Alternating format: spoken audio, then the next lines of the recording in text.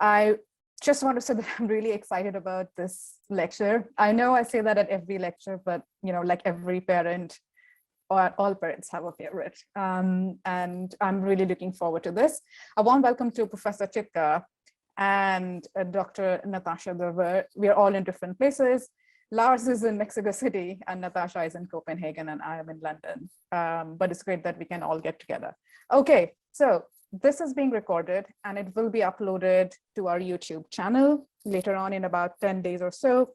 If you have questions, please don't put them in the chat box. Please put them in the Q&A box where Natasha can find them at the end of the presentation. And also for everyone here, there is a discount code for Lars' book, which I will be putting in the chat box. So look out for that. And now over to Natasha, who will be introducing the lecture and Professor Chittka. Thank you. Hello, thank you. Thank you so much, Padma. So first of all, to everybody, welcome to the Linnean Society Nature Reader events. Many of you will be joining us as fellows of the Society, but for those who are not, please do consider joining us. The mission of the Linnean Society is a vision where nature is understood, valued and protected. The Society encourages the debate and discussion of natural history, bringing together diverse communities and engaging with scientists, historians, artists, and all those interested in nature. So our Nature Reader events are a core part of our work. So I am very excited to introduce to you Professor Lars Chittka. Lars is a professor at Queen Mary, University of London, where he founded a new research centre for psychology in 2008 and was its scientific director until 2012. Lars is a world authority on the behaviour, cognition and ecology of bumblebees and honeybees and their interactions with flowers.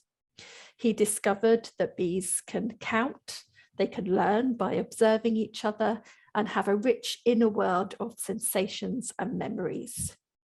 And in this lecture this evening, he will explore the bee's remarkable cognitive abilities and share some of the stories that we can learn some more about in his new book, The Mind of the Bee.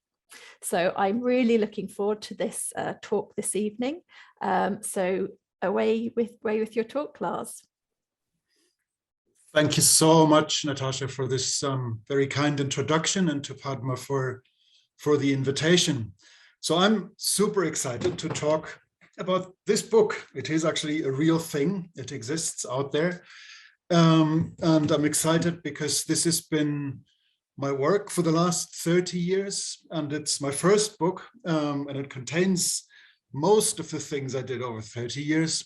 So let me see if I can infuse you a little bit about the excitement of the research stories that are inside it. So what do I mean by a mind in the case of an animal, and specifically in the case of an animal such as a bee? So there are many ways to look at animal minds, and I'll focus only on some of them because obviously there's limited time. So the things I'll be talking about today that are related to an animal's mind are the question of whether they have mental representations of things and of space and of things in space. I want to explore if they can flexibly access autobiographical memories. I want to ask if they can look into the future, if they have a form of an appreciation of the outcomes of their own actions. And I want to ask, perhaps the most contentious question in the course of this talk, is whether they have emotions. And these, for me, are key ingredients of a mind. I hope I'll convince you that there is something like a mind residing in the tiny head of a bee, but if not, then at least I hope I'll convince you that they are very intelligent creatures in a manner that you might not have thought about insects before. So there is an appreciation, I think, in general, that insects can do very complex things, but that they do so by means that are wholly different from the way how humans achieve complex things. So if you look at these two structures here, they look remotely similar. One of them is the La Sagrada Familia in Barcelona, and the other is a termite hill. And the exterior structure, if you strip away the size, is perhaps remotely similar in these two structures. But the general thinking is that in humans, but not insects or other animals, these kinds of architectural accomplishments come about by a top-down process where an architect dreams up the whole structure in advance and then hands down clear instructions to his teams of constructors and electricians and what have you, and then to build the structure according to a plan. Whereas, so the current thinking in social insects, there's no plan whatsoever. There's only interactions between individuals that function entirely by innate routines. And as a result of all of these local interactions between tiny robots, so to speak, you get complexity, but without any kind of outcome awareness. And this is this view I want to deconstruct a little bit today. The discussion is not old, not new, it's actually quite old. And one of the things that I think the book does, or that I hope to achieve, is take a historical perspective into the history of many of the questions that still keep scientists busy today. It's often very humbling to see just how long ago scientists have expressed certain very modern ideas. So Charles Bonnet, a Swiss naturalist, was one of many historic scholars to think about the remarkable regularity of the honeybee comb. It's a highly regular hexagonal structure, highly symmetrical. It's also close to mathematically optimal in terms of how much material is used in a trade-off for storage space for honey and larvae and so on. And he thought, Charles Bonnet thought the following about how this structure might come about. Place together in the same room 10,000 automatons animated with a living force and induced through the perfect resemblance of their outer and inner being. If we admit the least degree of feeling in these automatons, even only so much as is necessary for them to be conscious of their own existence, seek their own conservation, avoid noxious things, prepare useful things, etc., their work will not only be regular, well-proportioned, similar, equal, but it will also have symmetry, strength, and convenience to the highest point of perfection. So it's curious that Bonnet thinks that consciousness and feelings are at the root of these kinds of constructions, and then these highly regular architectures arise as a byproduct of things like consciousness. And this is somewhat counter to present-day views that consciousness is somehow has only arisen near the end of the phylogenetic tree. And early on, people have explored these questions, but we know from today's vantage point, often humans, of course, are very cruel in sticking 10,000 individuals into a common room. And we know that something like the complex structures of honeycomb does not just naturally pop out of that. So it takes a little more than putting sentient individuals into crowded conditions. And one of the earliest scholars to explore experimentally the question of honeycomb, how honeycomb is constructed, was François Hubert, another Swiss naturalist who was interested in studying the inner workings of honeybee colonies, and therefore experimented with glass walls and ceilings to observe how this construction process works. And you can see here the typical construction, a typical construction in progress. They invariably in natural hives start at the top to build with the wax construction and then work their way down along gravity, producing typically multiple separate tongues of honeycomb that are later merged. And so the first thing that Hubert did was to introduce a glass ceiling to observe this process in detail. And what he found very quickly was that the bees did not like very much to attach their comb to glass, because obviously it's a slippery surface. It's not as convenient to attach your construction to as wood. But what his bees did in that case was they simply inverted the whole construction in their alignment to gravity and started at the bottom, built the honeycomb from the bottom up, essentially now as a tower construction, so entirely reversed in its alignment to gravity. Now you might think, well, that's still a highly repetitive process that lends itself to robotic routines. But if you had built a robot to just mimic the natural process, start at the top, work down along the direction of gravity, that robot would already have fallen flat on its face with this simple challenge. This is a challenge that no bee has ever been encountering in its evolutionary history. There's never been a glass ceiling in a beehive or in the cavity where bees naturally nest. So Hubert thought, okay, let's make this even a little more complicated. So he introduced, in addition to a glass ceiling, a glass floor, so that both the floor and the ceiling were now suboptimal surfaces to attach wax construction to. And what the bees did was simply start at one of the side walls and build the construction laterally through the cavity of the hive box. And again, there is another degree of freedom there in the building process that had you simply built robots to face with the challenges of coming from the top to the bottom or bottom up, again, you'd have to reprogram your robot to achieve that routine as well.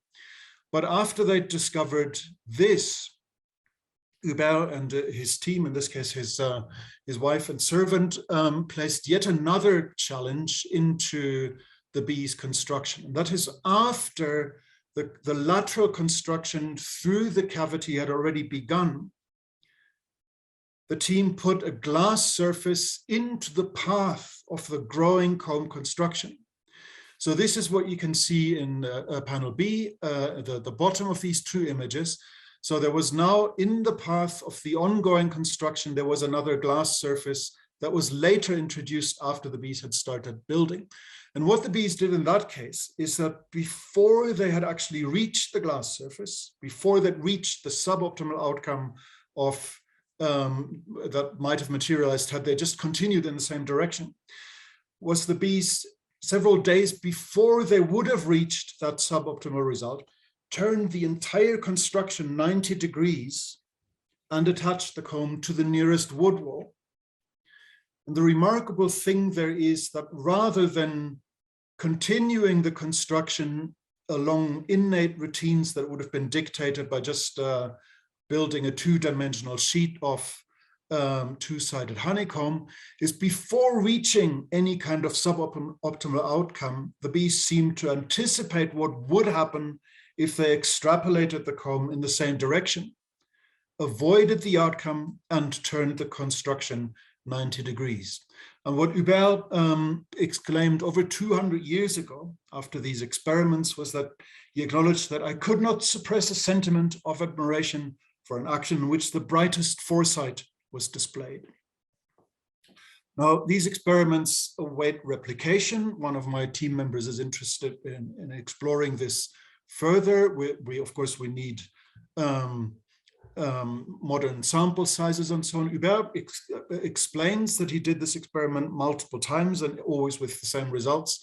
But of course, we'd like to see the actual sample sizes and so on. Nonetheless, there was over 200 years ago an indication that bees' complex structures are not just achieved by repetitive robotic routines, but that there was a kind of planning involved in achieving outcomes that are functional and stable in this case. Now, much of bees' learning behavior today is studied outside the hive.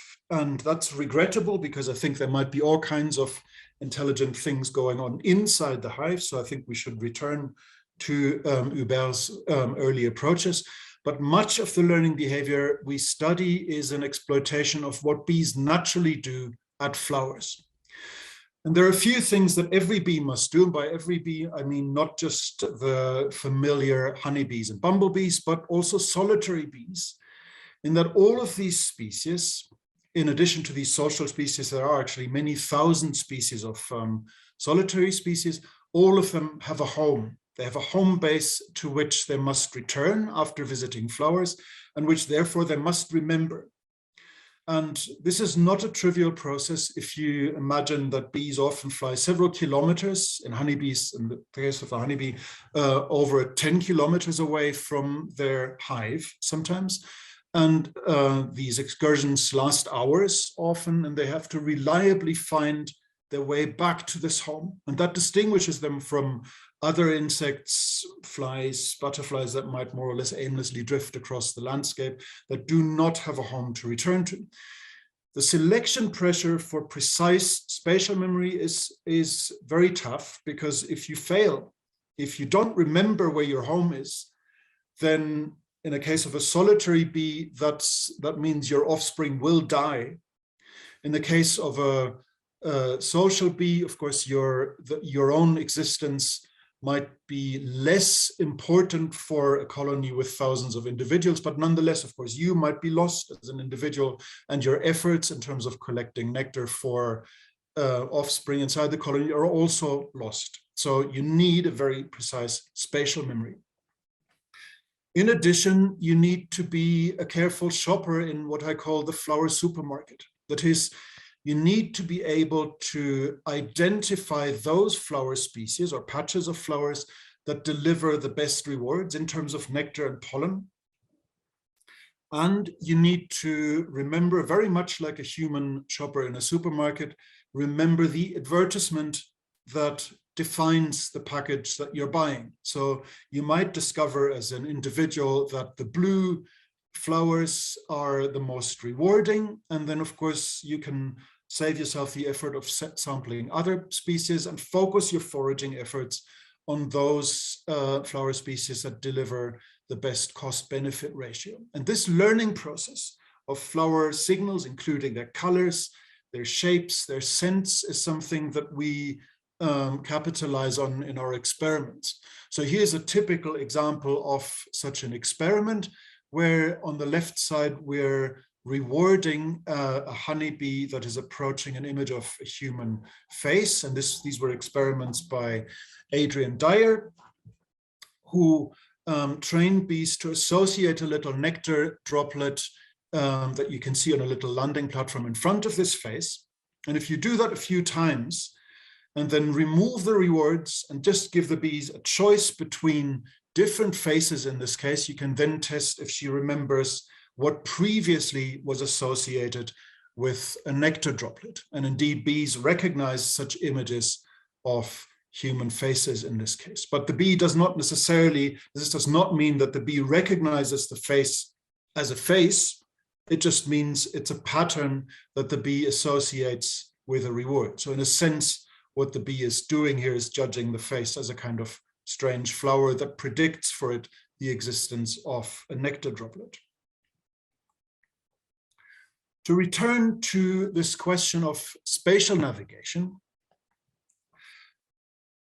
we can perhaps appreciate how difficult it is to navigate unfamiliar environments if we've ever traveled to a city where we don't speak the local languages or can't read the signs. So this, I think, is Shanghai, and our phone might have run out of battery, so we have to use landmarks to navigate.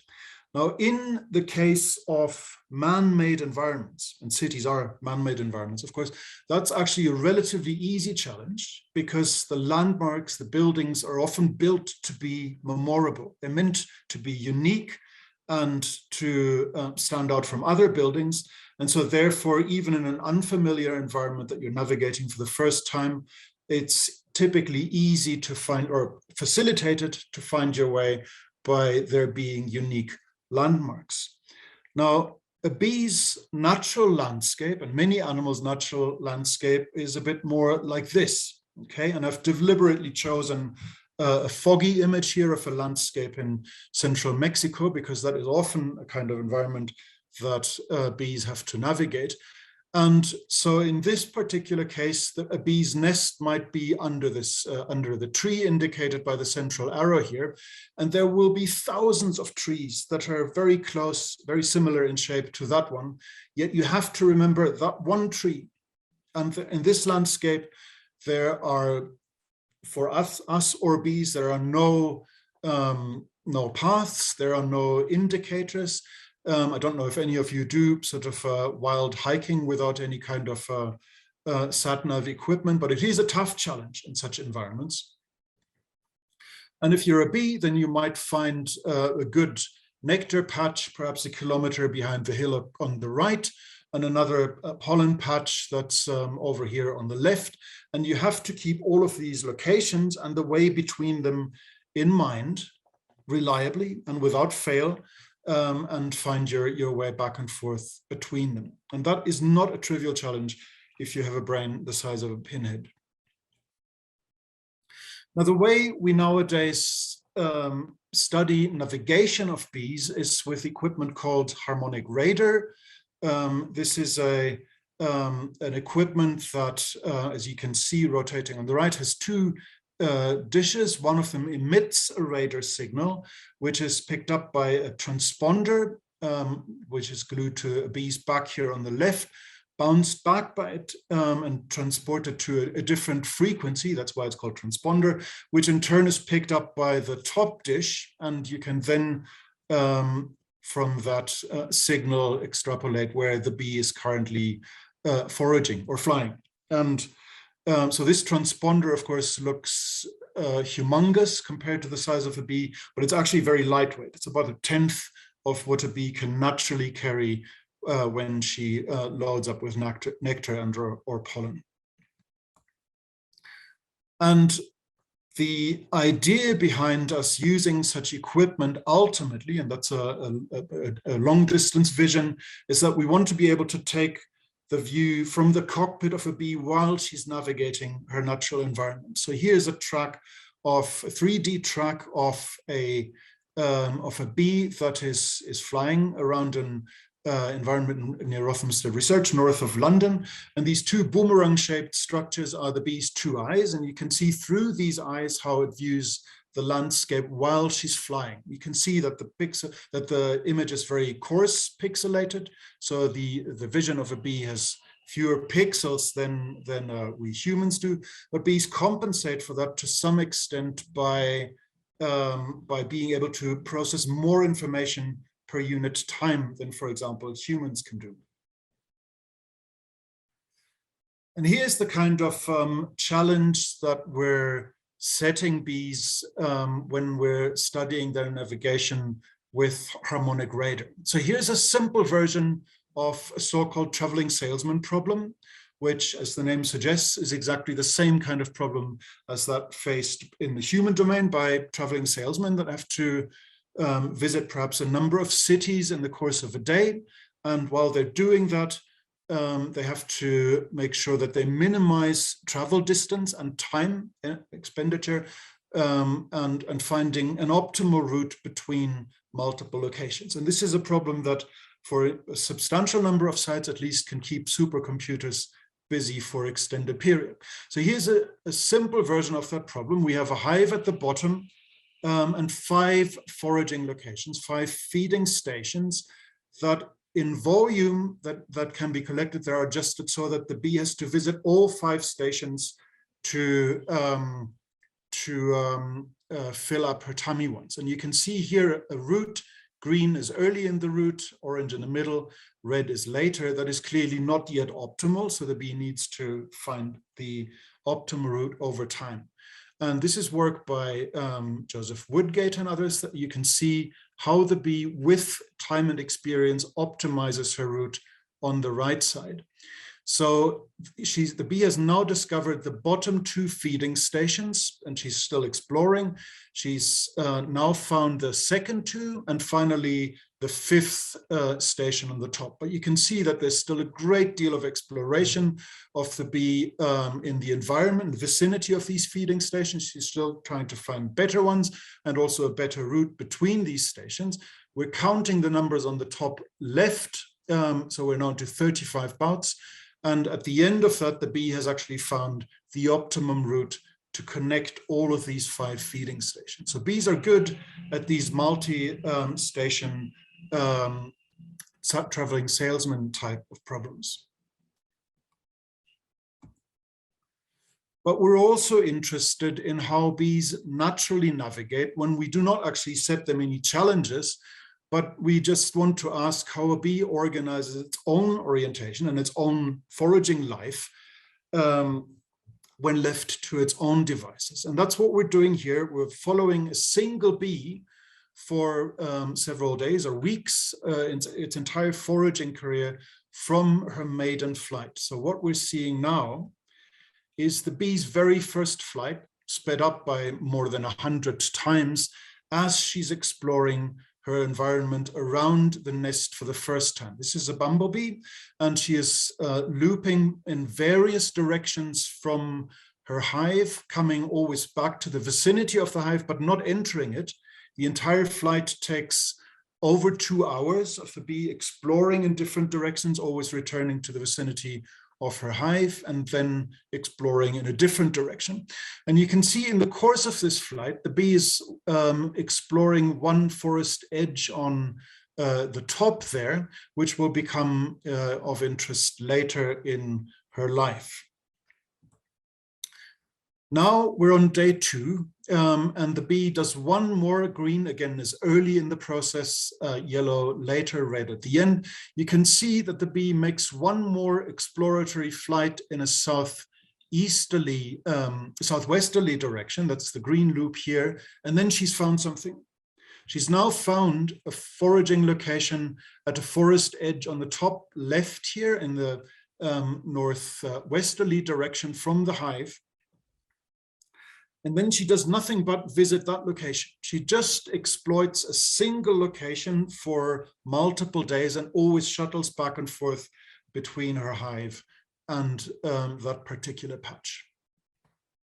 And then there were a few days of inclement weather. The bee stayed at home. And after that, this is what happened. So we're now on day 11 of that bee's life at least as an adult after she started her foraging process. And she's now visiting a few more times that forest edge that she had visited in the early stage of her life. And then halfway along an outbound flight to that patch, she appears to change her mind and then shows up at this forest edge, a location that she had only visited a single time 10 days earlier on the very first excursion from her hive, without retracing her steps back to near the hive, but flying straight over to this new forest edge, as if she recovered a memory from, in a bee's case, early in her life, 10 days earlier, and then exploits a patch there for the rest of her days until at some point she just vanished during a regular foraging bout, presumably being eaten by an insectivorous bird or a crab spider of something of sort. So that's a single bee's CV, if you wish. It's all of its spatial foraging activities in a few figures. And that's all that bee ever did. Now, other bees are very different in how they organize exploitation and exploration across their careers. There are some bees that almost never stop exploring and never really seem to switch to rigorous exploitation. There are other bees that interface the two activities several times so that they might find that a previously familiar patch is no longer profitable, then they explore a bit more and then concentrate on a new patch. So all of these kinds of learning abilities are spatial learning and flower color learning and so on are of course fairly close to what a bee naturally does in its own natural life. And when I've discussed this kind of work with colleagues who work with primates and corvid birds, conventional models of animal intelligence, they've always looked down on this a little bit and said, well, yes, they can learn things about flowers because that's what they need to do all the time. That's what a bee normally has to do.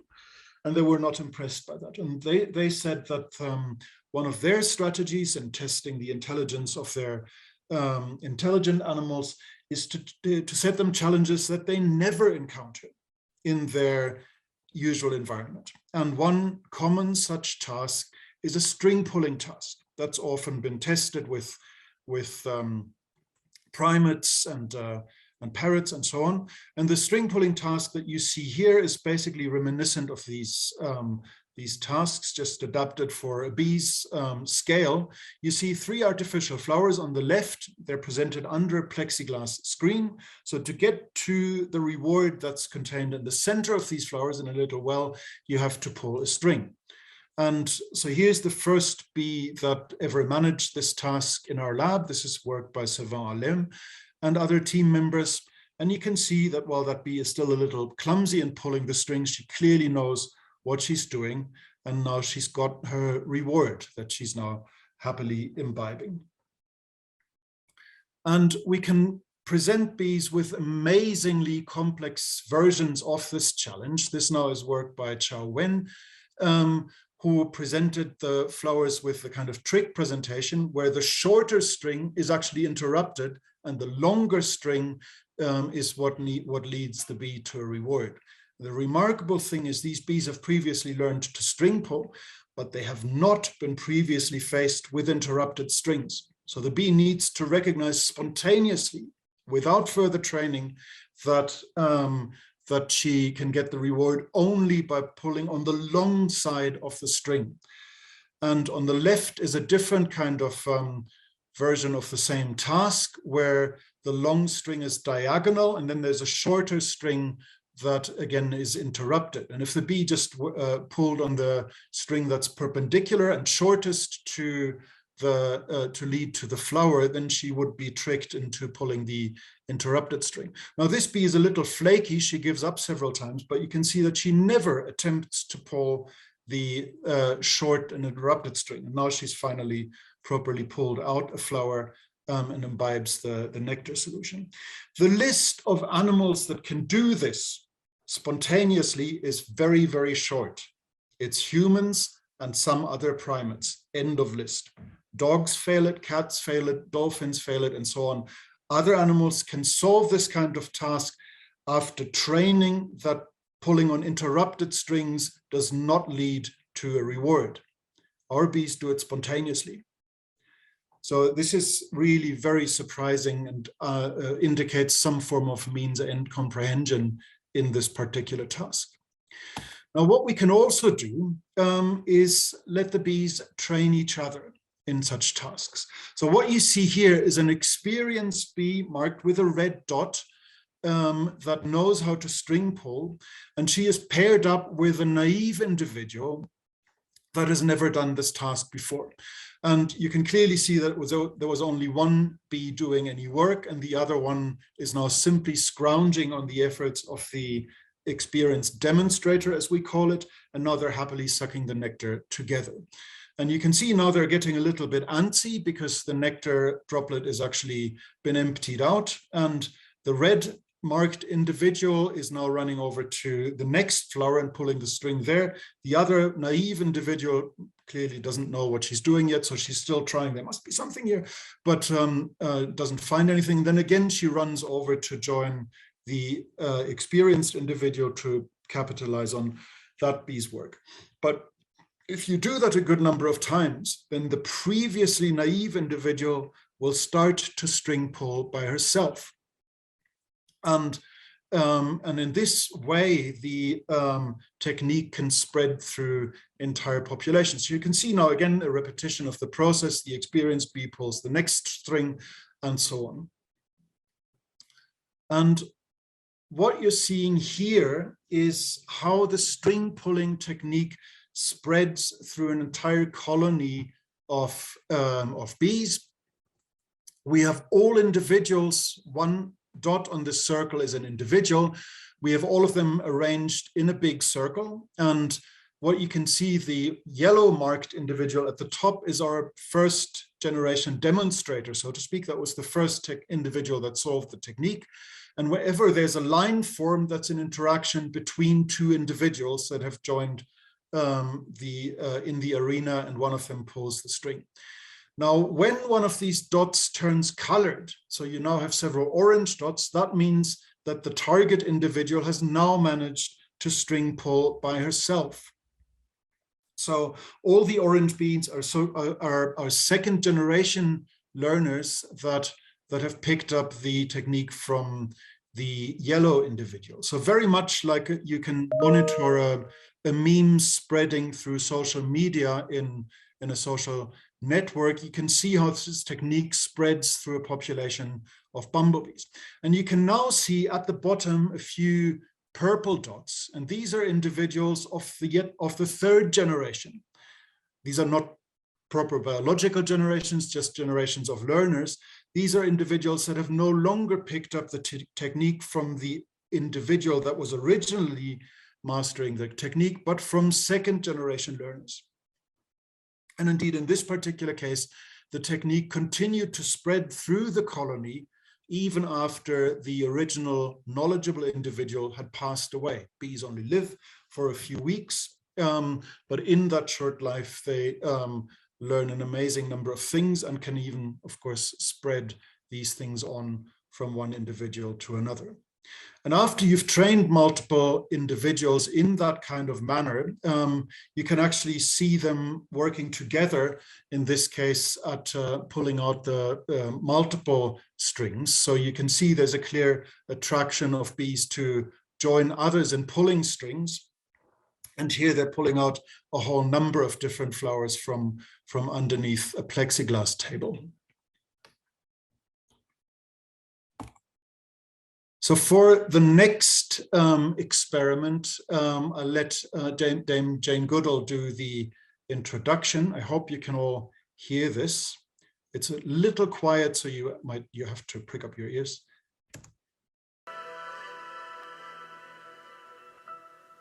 The most recent example which blows people's minds is the bumblebee. And the bumblebee has been taught to roll a little ball. He rolls it backwards. He rolls the little ball until he can push it down, or maybe she, I don't know, into a hole, like a goal. And as soon as this little ball gets into the goal, the bumblebee is given a little drop of nectar as a reward. So they learn to do this. But the mind-blowing thing is other bumblebees who've merely watched a taught bumblebee can do the same without being taught, just by watching. And that is supposed to be a mark of very superior intelligence. So this is something we're learning all the time. We have been far too arrogant. The animal kingdom of which we are a part is filled with secrets. And gosh, I'd love to be young and learning about these things now, because all the doors are wide open. And you never know what you're going to find. Yeah, so that was very moving for us. Often the primate scientists are a little bit dismissive of bees' intelligence, but clearly Joan Goodall was excited by our work, and that was exciting for us in turn. So let me explain this experiment in a little bit more detail. So as Jane just explained, the task here is in its elementary form is to roll this ball into a goal area, in this case, the yellow circle at the center, and then she gets a little nectar reward, as is usually the case if the bees get something right in their experiments. But the twist in this particular experiment, and the question again of the social learning abilities of the bee, is the following. We were interested in a sense whether bees understand the desirable outcome of this task. And again, what we've done here is we've paired a knowledgeable individual, bottom center, one that's already learned how to roll a ball with a completely naive bee that has never rolled balls for rewards before. And you can see there's again a central goal area, this yellow circle, and there are 3 balls. And obviously the best way, in theory, of solving this task is to pick the closest ball, is to pick the one that has the shortest distance to the destination and move that to get to the target. But that's not what will happen now. And that's because this experienced bee at the bottom knows that the 2 closest balls are actually glued to the surface. She can't move them. So she's learned I can only move the most distant ball. And that is also what the naive individual gets to see, as shown here. So we can see the experienced bee swiftly rolling the ball to the center, and then both individuals get to consume the reward. By the way, you can see here how we identify the bees. They have little number tags glued to their backs, so we can identify which individual has had which experience in the past. So point here is that the naive individual gets shown to roll that leading the furthest ball to the target destination leads to reward. And we then ask that bee, after she's been observing that experienced individual 3 times, how would you solve this task? So here's our bee, our observer bee alone now. And so she has no experience yet with ball rolling. And we're asking, will she simply ape the demonstrator? Will she stupidly copy the actions that she has seen the demonstrator perform? Or will she use spontaneously a better solution to the same task, that is to roll the closest ball? And this is what the bee does. She picks the ball that's closest to the target. She does not copy the actions of the demonstrator, but spontaneously improves. You can see she's very clumsy, but she gets the task right and spontaneously uses an improved version of the demonstrator's actions, which indicates to us a kind of outcome awareness, a kind of awareness of the desirable end result of the bee's actions. Now, we know from other authors' work that bees are very good at recognizing patterns. But it turns out that many of these flower pattern recognition tasks can, at least in theory, be solved with very simple neurobiological processes such as edge detectors. So these are called simple feature detectors. They're either detecting edges or edge orientations or just certain colors and so on, without there necessarily being a need for a kind of virtual image that's floating around in a bee's head. So can bees picture things? Do they have a mental representation of object qualities? And this is what we're exploring now in an experiment that uses cross-modal shape recognition, where we're asking if there is a representation of shape properties in a bee's head, then it should be accessible from multiple different sensory modalities. In this case, vision and touch. And the experiment is, in a sense, quite simple. We're training the bee, for example, in this case here, to associate ball-shaped things with rewards and cubes with not rewards. And so that's what the bee has to learn. A ball is good, a cube is bad. But you can see in this image that these shapes are actually presented under a plexiglass screen in a Petri dish, where the bee can see the objects, but not touch them. And we then ask, after the bees have only seen these shapes, will they recognize them when they can only feel them? So the experiment then is, after they've learned to solve the task using vision, can they now solve it using touch in complete darkness? This is not a cruel experiment for bees, because naturally in bumblebees cases, in many species, they nest underground where it is completely dark. And it turns out that without further training, these bees then spontaneously recognize the sphere only by touch, without being able to solve the task. So this is perhaps a little reminiscent of the sort of child birthday parties game where you have to reach with your hand into a bag where you can't look, but you have to identify certain things by touch, even if you've previously only seen them. And you can also do the reverse. That is, we're training the bees to recognize, well, one group gets trained on balls and another one on spheres, to recognize shapes only by touch, and then confront them with the same shapes using vision in the light. Again, where in the test situation, the bee can now not touch. She's not allowed to feel the objects, only to see them. And that indicates to us that indeed the bees have a kind of mental representation of these object properties that are accessible from multiple different sensory modalities. Now, perhaps to the most controversial question, do bees have emotions? Do insects have emotions? And this is, of course, the recent question, but it's been asked before a long time ago, including by Charles Turner. And so Turner was an American scientist who is in multiple ways. So because of his ethnicity, he found it impossible to gain a position at a major research university, and did much of his work while being a high school teacher at a special school for African-American children. And while doing that, he published over 70 articles, some of them in the most prestigious science journals, and articles that were highly visionary, in my opinion, in terms of their outlook on animal intelligence, animal cognition. But he also thought creatively about the possibility of insect emotion. So this figure and text is from one of his articles. This is about Amorphic coiled antenna. The protruding mouthparts and the general attitude indicate intense excitement.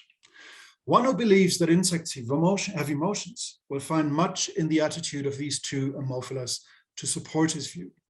So in general, I encourage you strongly to read this scientist's works. They're extremely visionary, I think, and very much in contrast to the views that prevailed at the time about much of animal learning being associative in nature, as advocated by Pavlov and Thorndike and so on. Charles Turner thought that that animals could solve problems by insight and so on. So highly recommended. Now, the way we can nowadays study emotion is using various experimental paradigms in the laboratory. And here's one of them that got me thinking about the possibility of emotion-like states in bees. So we were interested in whether bees can learn about predation threat. And what you see here are crab spiders lurking on flowers. These are spiders that basically chameleon style can adopt the color of the flower on which they forage or hunt. And so we took this situation and built what we called a robotic crab spiders. As you can see on the right side here, we either had cryptic yellow spiders on a yellow background or white ones that were highly detectable. And there are two sponge pads driven by a solenoid that could briefly capture a bee. So they're very soft, nothing bad happens to the bee physically, and briefly captures it, then releases it. So this is the equivalent of a spider briefly capturing onto a bee, but then not being able to subdue it. And I'm going to show you a little video of this sort of capture attempt. So here's our bee first landing on a safe flower. There's no spider there. And now she makes a mistake and lands on a flower with a spider on it. So again, there's no injury here because these pads are very soft, but clearly the bee is not very happy. And so we were interested in the question, do bees learn to avoid flowers with these spiders on them.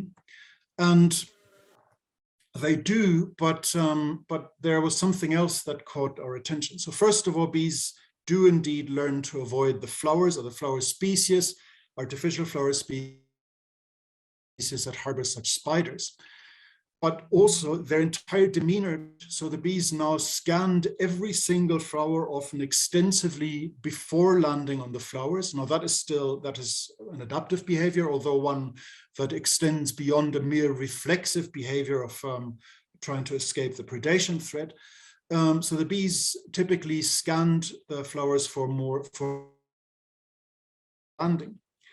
But the most remarkable thing, and in a sense, the bees not only showed improved predator avoidance, but actually displayed false alarm behavior. That is, they scanned a flower extensively, and often a perfectly safe flower, and then rejected it even though there was no spider on it. So they behaved as if they were seeing ghosts, as if there was a threat that they detected, and flew away from it, even though there was none there, which very much looked like a kind of post-traumatic stress disorder, if you wish.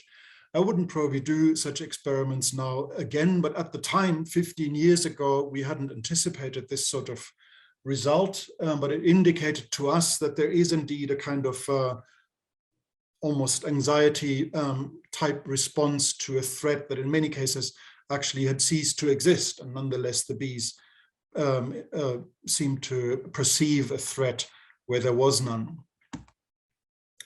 And more recently, a more conventional paradigm to study emotion-like states is basically to ask how an animal responds to ambiguous stimuli. And that's essentially the same as asking a human being whether their glass is half full or half empty. So we have here a glass that's 50% filled with water, and an optimist would judge that as well. It's basically almost full, looking good to me. Whereas a pessimist judges exactly the same stimulus as it's already close to empty. And this kind of paradigm is used, for example, in domestic animals to tell if goats, sheep, cows, and so on are kept under conditions that induces them to have a positive outlook on their life, or whether the conditions under which they're kept are actually unfavorable.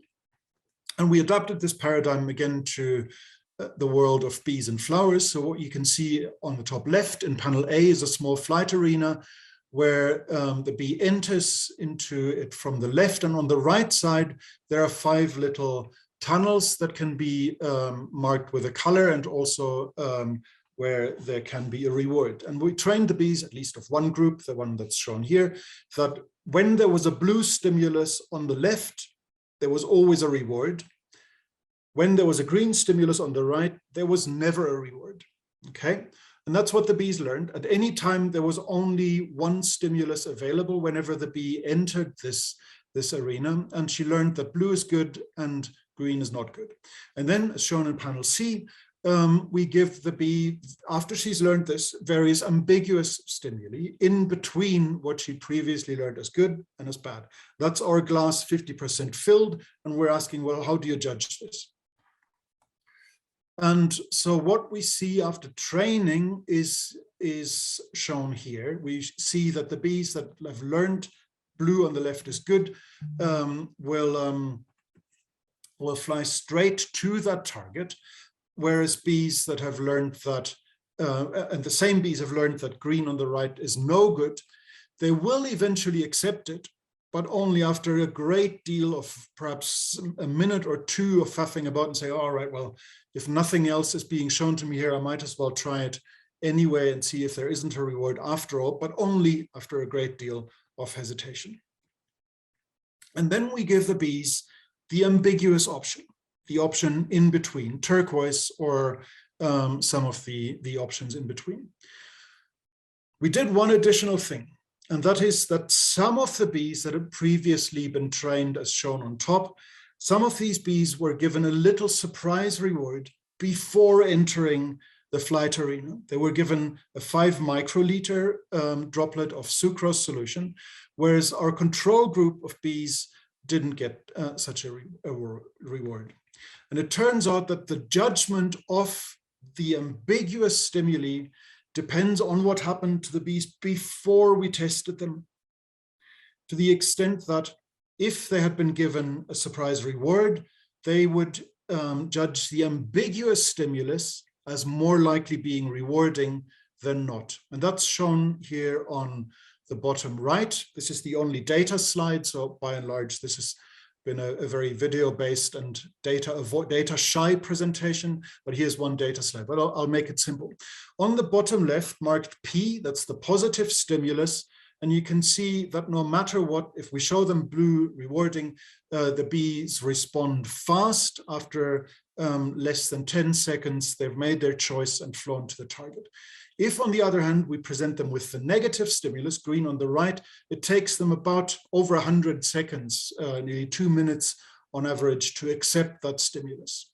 And all the other responses are in between, but crucially, and that's the red curve here, if the bees have been given a surprise reward before entering the arena, before even being tested, their response times are shorter for all the ambiguous options, for turquoise and the options in between. So the red curve shows how these response times are shorter compared to the black curve, where the bees are more hesitant to accept these ambiguous stimuli. So bees that have been given a reward where they've not expected it judge the ambiguous stimulus that they've never seen before as more likely being rewarding. So that's our glass 50% filled, where the bees now, when they've had a surprise reward, judge it as more likely being a rewarding option. So by the same criteria as we're judging domestic animals as being more optimistic in these conditions, the bees also qualify and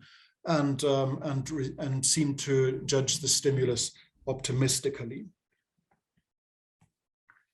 Now, a few brief words about bees' brains. Aren't bees' brains just too tiny to contain anything such as a mind and all of these problem-solving capacities that I've shown here?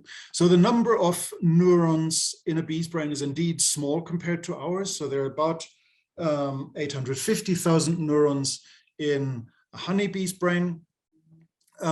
Here's a portrait of such a brain. So the optical neural evaluation centers are on the left, shown in blue, and this sort of old-fashioned telephone dial arrangements marked AL. Here is the so-called antennal lobe that evaluates olfactory information, and all of these peripheral neural evaluation centers send their information to the mushroom bodies, shown at the top, which function as centers of multisensory integration and associative learning.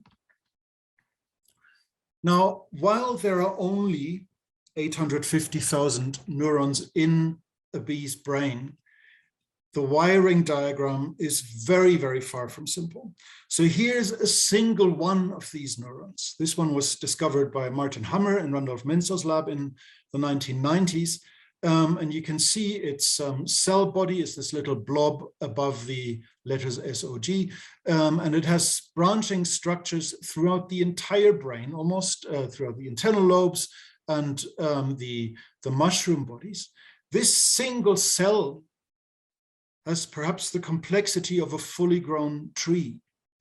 And each individual nerve cell in a bee's brain might make connections with up to 10,000 other neurons. Now imagine that all of these connection points, the synapses, are at least potentially plastic and can respond to experience. Then we have an amazingly complex system that, even though perhaps in insects we're closer to understand brain functionality in anything close to being comprehensive, we're closer than people who are exploring the human brain, perhaps, but we're still a long, long way from actually understanding it. We're still looking at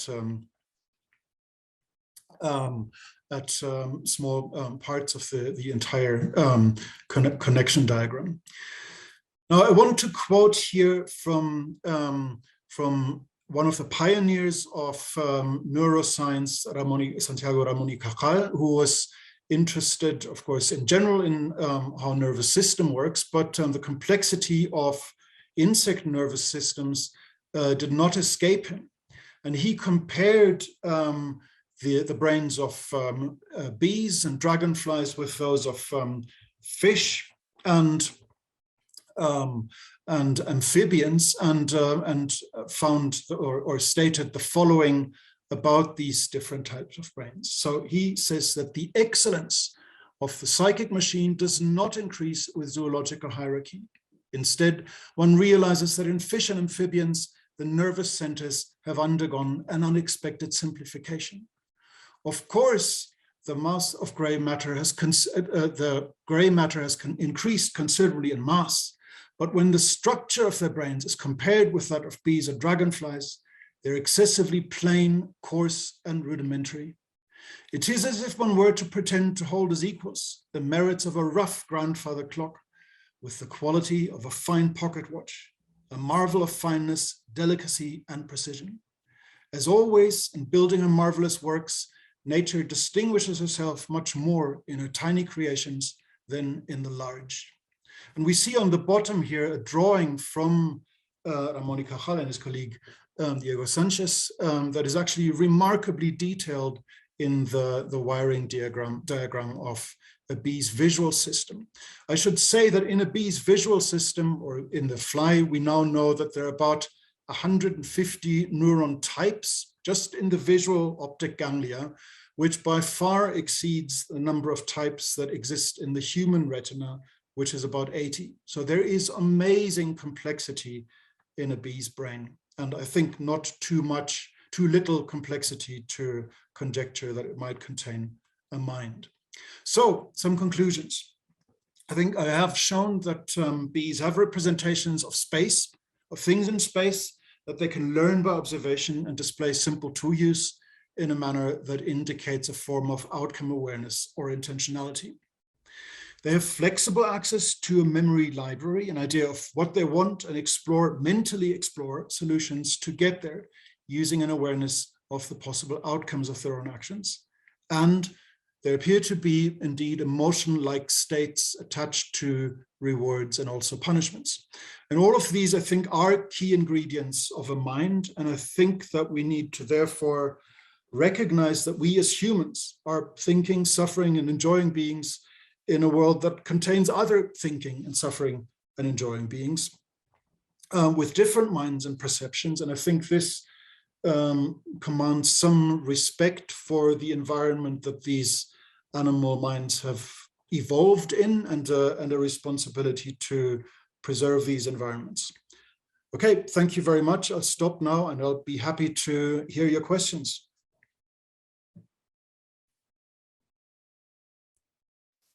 Hello.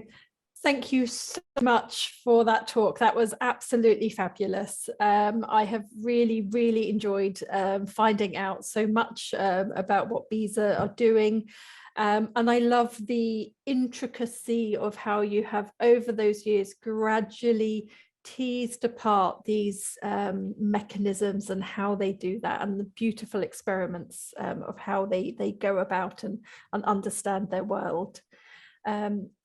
Lars, we have many questions. So it's gonna be almost a selection of questions. So I'm going to pick them as we go through. So they'll be kind of in the order of your presentation. And we'll see how many we can get through in the next 15 minutes or so. So a question that has come up from a couple of people is about how bees navigate, and whether they use celestial objects such as the sort of sun, moon, or stars in order to assist with that. They do, and indeed, again, this is not a trivial undertaking.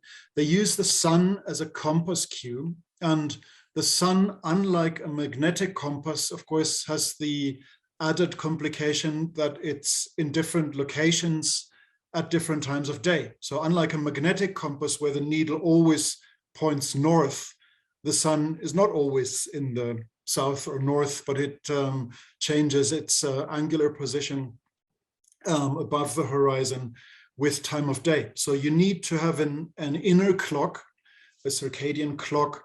You need to know what time it is to read correctly how the sun indicates the direction where you want to fly. But moreover, the sun has another disadvantage, and that it's sometimes disappeared behind clouds or behind trees, or indeed behind the horizon, and you still want to find the direction correctly. And bees can do that too, and they can do that by analyzing the direction of polarized light in the sky. So you might recall from physics lessons that that light has wave kind of properties. So you can imagine it in the same way as when you tie a rope to a wall and then you shake the other end up and down, then it spreads in, then you have waves along your rope. And in the same way as the rope swings in a certain direction within a plane, light swings in a particular direction. And the pattern in which the light swings, so to speak, indicates, if you have the equipment to analyze that pattern, indicates where the sun is, even if the sun is hidden. So by analyzing the pattern of polarized light in the sky, you can reconstruct the position of the sun, even if the sun itself is not visible. And that in turn means you can then, again, only if you know the time of day, use it as a compass cue. Fabulous. So again, the complexity of their ability to do that is fabulous, really interesting. Now I have a question here, which very simple question. You always are mentioning the bees that you're talking about as females. Is it just females and being worked with here, and why is that? It's a very good question. In the bees world, it's typically only the females that work, or at least that work for the communal pantry. That is, in social bees, it's only the female worker bees that actually bring back nectar and pollen to the hive. They're the only ones that engage in construction of the nest or hive, that defend the colony, and so on. The males in honeybees are good only for one thing. You can imagine what that is, but they don't ever deliver anything for the colony. Indeed, they need to be fed by the workers because they can't even feed themselves. In bumblebees, the workers, the males at least, can feed themselves. They visit flowers by themselves and contribute to pollination, so they're not quite as helpless as honeybee males. Now, the reason we typically work with the female worker bees is that, as opposed to many other experimental animals, they never satiate. That is, once their tummies are full with nectar, if we've rewarded them enough, they fly straight home to the hive, unload what they've gathered, and come straight back to collect more rewards. So they're highly motivated to engage with our experiments because there's always a little reward at the end. Whereas male bees, even if they're bumblebees that can feed themselves, once their tummy's full, they'll basically sit in the corner and burp and say, "Thank you very much, but I'm now done with your experiment." You can nonetheless train them. They are able to learn colors of flowers, for example, and in fact, they are no worse at it than worker bees of the same species. But it takes a lot of effort to give them very, very tiny rewards so they don't satiate very quickly.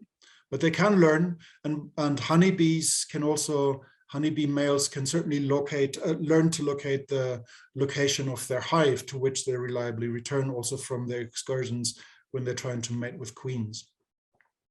So males are pretty useless, except for sex, but when you put them on the spot, they can actually learn some things at least. Fantastic, thank you. Now, a slightly sort of difficult question here, Amelia Lewis. Can we say anything, given that individuals have variation in foraging behavior, do they have personalities, or do you see a lot of variation in what they're doing? Indeed, we do. And this is, again, there's an interesting historical perspective, because when I started as a young scientist, such variation was largely ignored. And people thought that they just have to average all the individual responses to get a meaningful species picture. People thought that individual variation is noise. And when we later explored this a bit more in more detail and more rigorously, we found that when all psychological traits that we can measure for bees, whether this is learning speed or neophobia, neophilia, the extent to which they are more exploratory and so on, for all of these traits, we found very strong individual variation. And such variation is also heritable. So there are whole colonies of faster learners and slower learners and so on. So for all of these psychological traits, we find individual variation, and at least some of it is heritable. So by the same criteria that a vertebrate biologist would diagnose their dog or cat as having personality, I think the bees also qualify. It turns out again that if you take a deeper historical perspective, Charles Turner, the scientist whom I mentioned earlier, was very aware of such inter-individual variation in insects. He didn't call it by the flashy word of personality, but it was a common thread throughout his work that he, from his very early publications when he was a 25-year-old man, in this case studying spiders, diagnosed individual variation in the intelligence of orb weaving spiders, for example. So people have observed this a long time before us, but we're now gradually rediscovering these inter-individual psychological trait variations in bees as well. Brilliant, thank you. Thank you. The question from George Zhang here. So sometimes for a lot of the social learning, you're using bumblebees. Some of the earlier work was using honeybees. How are you deciding which species of bee to use, and do you see big variations within those? So some of the choice is mere convenience. The reasons why we're mostly working at least with social bees is that it's easier, because there's often a long history of how to best keep them, and we can obtain responses from large number of individuals and so on. There is, I think, an urgent need to study more species, and specifically more solitary species. I mentioned earlier that actually the vast majority of bee species are solitary, and they differ hugely in their biology, and it's therefore to be expected that they also will differ in their levels of intelligence, if you wish, and specifically the kinds of tasks that they are or are not able to solve. So with some things such as color learning abilities, we've tested a few species of solitary bees and found that there wasn't actually much difference in these abilities between social and solitary species. More recently, Olli Lukola and my team has tested some interesting aspects of social learning from others in nesting solitary bees, where these bees inspect nests in existing nests in the vicinity of where they're considering nesting themselves. And specifically, they're evaluating the existing nests for signs of parasitism. And if they find signs of parasitism, they not only they not only avoid the site, but they also are able to learn to associate symbols associated with that site. So if there are parasitized sites marked with triangles, and you then give these solitary bees a between sites marked with triangles and squares, they'll pick the one with squares instead. So there is a kind of unique learning ability that is linked to these bees' decisions of where to nest and to avoid sites that are dangerous because of parasites found in these solitary species. And I imagine that if we cast the net more widely and study bees with more differences in biology, then we'll also find more variation in which kinds of tasks they're able to solve intelligently. Oh, thank you. And then actually continuing with the line of question of the sort of different sort of species and how the learning takes place. There's a few questions here which I'll try and sort of summarize into one question, which is within the colony, particularly for the bumblebees and the honeybees, will the bees all learn from each other equally, or could say different origins of honeybees or bumblebees make a difference to who is learning from whom, kind of thing? If that makes sense. Yeah, so I mean, first of all, there is an amazing flexibility in terms of from whom bees can learn. We've actually asked the question, can bumblebees learn flower color preferences from honeybees and vice versa? And in this case, this was not a difficult task such as object manipulation or anything like that, but simply which colors of flowers to choose. And in that case, not only will bumblebees learn from other bumblebees, but they can also learn from honeybees' foraging activities and vice versa. And then, of course, I guess a next question is, can a bee figure out who is a more reliable demonstrator of high quality information, in the same sense as you might recognize a good teacher from someone who is not a suitable role model. And that's difficult to answer in natural bee populations because there's very little variation in terms of how bees look. They're not easily recognizable as individuals. But one of my former PhD students, Eric Romero, he actually marked bees with little color dots and then showed their behavior to naive observers. And in this case, when they were actually made individually, when the demonstrators were made individually recognizable so that the observer could learn, aha, that bee with a blue dot is a really knowledgeable teacher, whereas the one with the yellow, then when you artificially emphasize the variation, the visible variation, then other bees also recognize a good role model from a bad role model and focus their following activities on those bees that are particularly knowledgeable. Yeah, fascinating. Thank you. Thank you.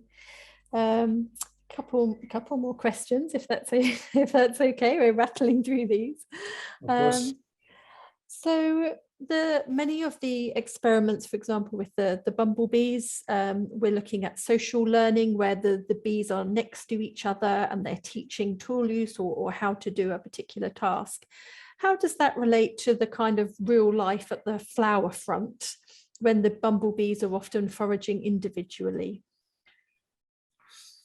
They are often foraging individually, but often the densities of individuals on flower patches can be quite high. And so there is certainly, if you specifically seek out patches with more pollinator activity, there is ample opportunity for observing which flowers are visited by other bees, and moreover, how they're visited. So Charles Darwin, for example, thought that bees could learn by observing each other the technique of nectar robbing. And this is where flowers that have very long tubes and whose nectar is therefore difficult to access if you as a bee have a relatively short tongue. Some bees will actually bite holes into the spurs of the flowers and in that way extract nectar without necessarily touching the reproductive parts of the flower. And Darwin thought that not only could bumblebees learn this technique from each other, but honeybees could learn by observing the bumblebees' activities. And there are a variety of ways in which that could manifest. One is that you actually see while you're hovering around a flower that's being exploited in that way, you're seeing what a knowledgeable individual is doing. Or you could, in theory, learn it without the actual presence of a knowledgeable bee, by just probing around the flower and finding the holes made by another bee. So even if the density of pollinators is low and you don't have a current role model, you might discover by exploring the flowers themselves, aha, there are holes in certain places here. And that, of course, will tell the bees where the nectar is in general to be found, even if they haven't tried this technique themselves. They now know, okay, if I go to the next flower that doesn't have holes, why don't I bite some holes here myself? So you can even learn from other pollinators if these have already flown on from the patch that you're currently trying to exploit. Fantastic. Well, thank you so much. We have still many questions, but I'm going to stop there because we've hit our time of 7:20. But just to finish, I wanted to just read. We have also within the chat many comments about your presentation, saying how much people have enjoyed it, and I just wanted to just read a couple of those. So Julian Barker has put, this was one of the most fascinating and beautifully scientifically rigorously presented talks we've seen, and we've been blessed with in a long time. So many thanks indeed. And then Katie, thank you. And then Katie MG has put, this is one of the best webinars I have ever attended. Unbelievably inspiring, and I will certainly be buying the book. Thank you, Lars, for such a fascinating presentation. So I think I would like to join my thanks to the audience who have obviously had a fabulous evening and really enjoyed your talk, which I also have done. So thank you so much for spending your time with us all the way from Mexico City. All right. Well, thank you so much for listening. You've been a wonderful audience. Thank you. Thank you. Bye. Good night. Bye.